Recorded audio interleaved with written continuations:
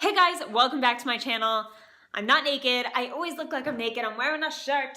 For those of you who aren't on Instagram, you're just on YouTube, you're just finding me here, I want you to get to know a little bit about my personality. So I thought, why not to bring over the Q&A from Instagram? So yeah, let's get started. Ketchup or mustard? This is hard.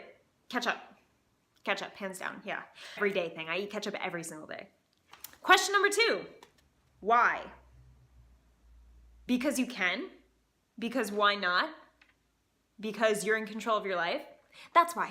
Number 3, who is your role model? I have to say lately it's been J-Lo. J-Lo is my role model because of her hustle, because she keeps it classy. Even when she works out, she looks amazing, right? Like she's always prepared. She's always dressed the part. She always is respectable. You know, she's sexy, but I mostly admire her hustle, her work ethic. She just is nonstop. She's go, go, go. And at the same time, she looks great. It seems like she treats people good. I don't know that, obviously, but it does seem that way. She does believe in a higher source. She's very laughable, likable. I just admire J-Lo a lot. I fucking love J-Lo. Question number 4, are you finding day 38, over halfway, whoop whoop, of the 75-day challenge, that it becomes easier and habit rather than task? If you know, Andy Frisella, who's huge in the entrepreneur space, is running the 75-day hard challenge. And it's a challenge that promotes mental strength. So I'm on day 38, actually 39 today. This is from yesterday. That it has become more of a habit. For those of you who don't know, I am exercising twice a day. I do 45 minutes a workout outside, 45 minutes of a workout inside. I take a picture of myself to update on my physical progress. I read at least 10 pages of a book. I drink a gallon of water every single day. I do not eat any junk food. I do not eat any, I can't drink any alcohol, and I'm not consuming any sugar. That's pretty much the 75 hard. So as I said, I'm on day 39, and it has been more of a habit. Question number 5, how do I get her back after I've lost her on good terms? You wait. You take it slow. You let her come back to you, okay? If you've lost her, but you're still on good terms, that means you're probably friends, right? She still wants to be friends with you. She still wants you in her life. And if you're at that point where she still wants you in her life, appreciate that and just acknowledge that and say, okay, like, let me look into the situation a little bit. Like, what was our past relationship like? What was working? What wasn't working? And then slowly build on what wasn't working so that maybe eventually you could get back to the place of intimacy or back to the place of attraction. But I don't know your personal story, so I don't know how the relationship ended. So that has a lot to do with how you get back on track.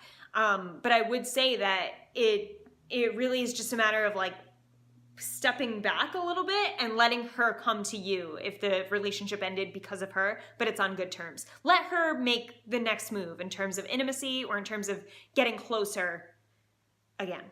Number 6. What's up with your life? Do you have a boyfriend, crush, main squeeze?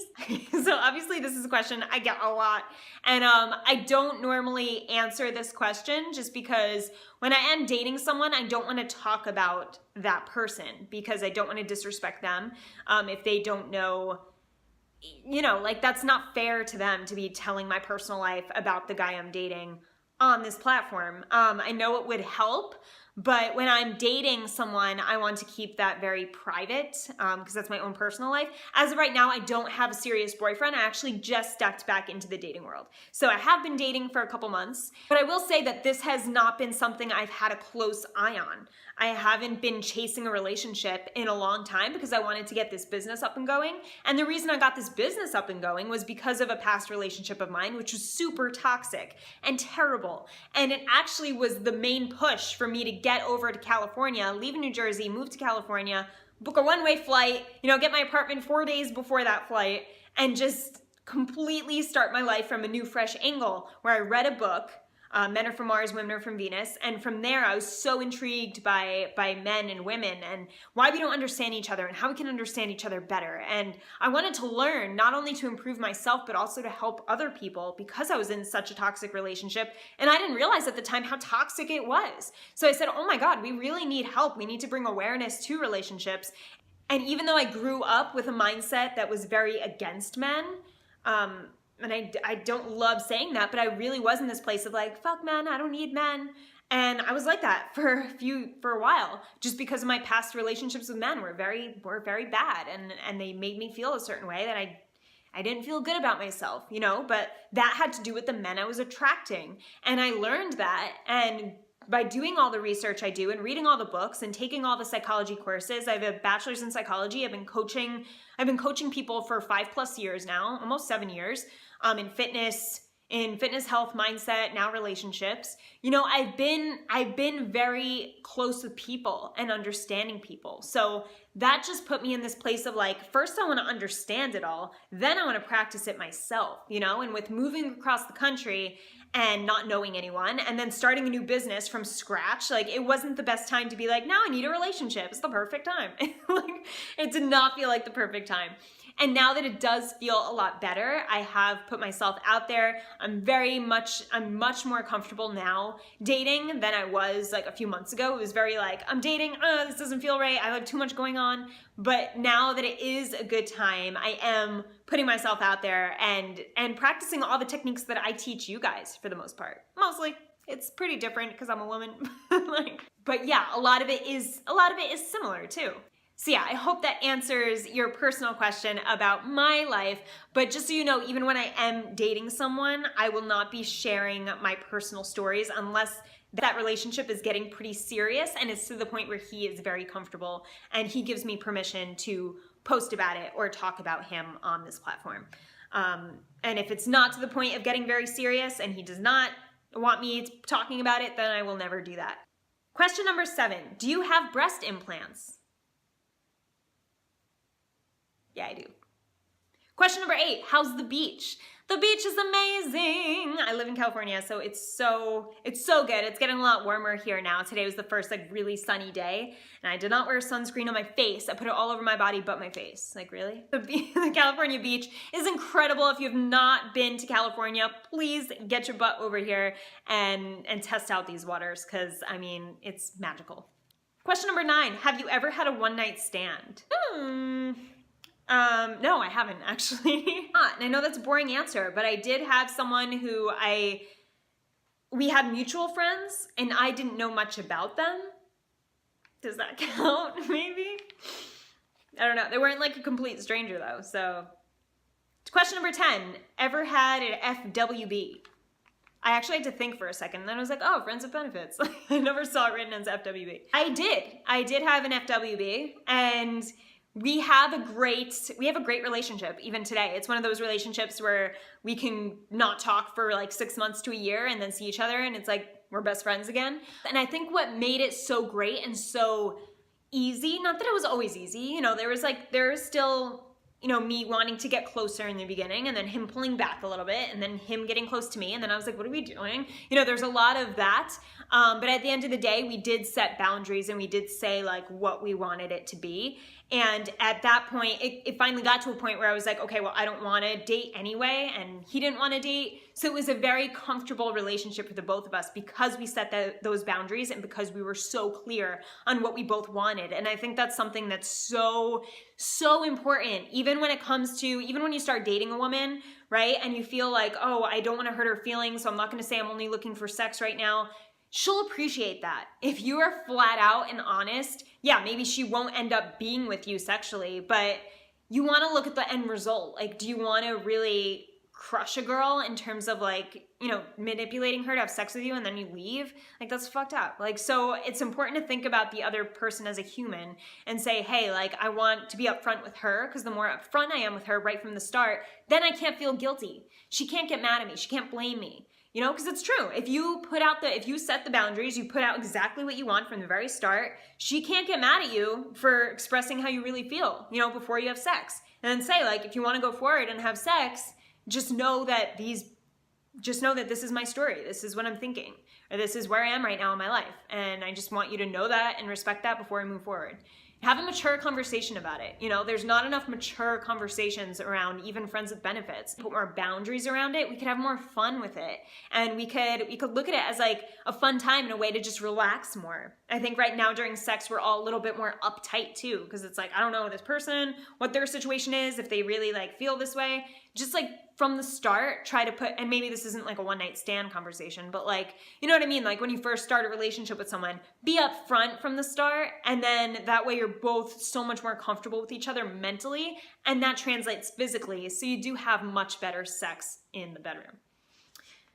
Question number 11, are you an abstainer or a moderator? That's interesting. I like this question. This is a psych question. I would say I abstain when it comes to my business, but when it's like more diet, when I'm out in 75 hard, it's more moderation. So I think like when I'm doing something for my business, it's like I'm in or I'm out. Yes or no. Do it or don't do it, right? And then when it's like food, it's like, well, I did have a really good workout today, so I'm gonna have pizza or I'm gonna have ice cream. Or like, I really did this and like my body feels like it really needs carbs, so I'm gonna have this huge meal that I normally wouldn't have. You know, and it's like, it's more of the balancing act. So I think that's interesting. I never thought about that, but yeah, that's my answer. Question number 12, do you find it difficult meeting guys?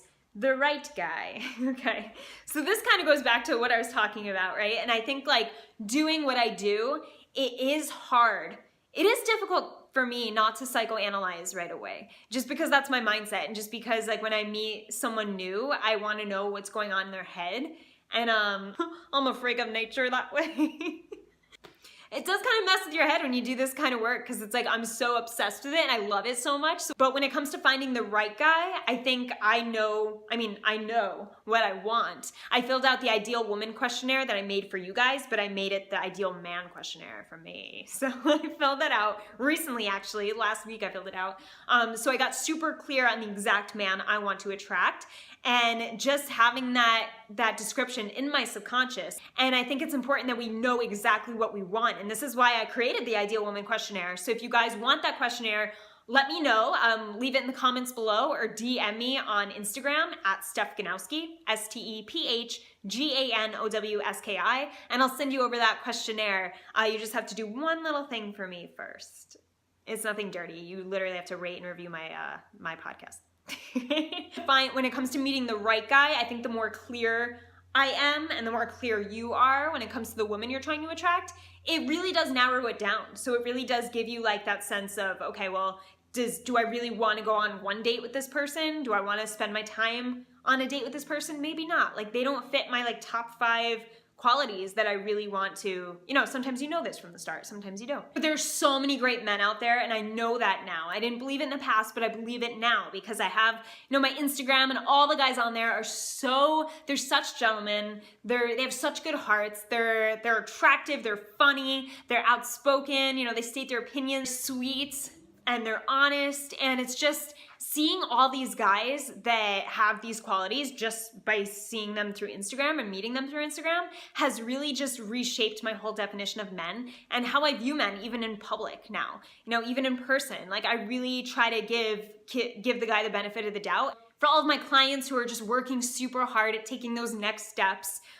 towards confidence or attraction or decision in your day-to-day life, I just want to give you credit right here because it's not easy. I get it. But just watching you grow and watching you transform, even the guys who aren't my clients just watch my content and send me emails that are like, Steph, I did this, like what you said in your video, and it worked. Like, look at this.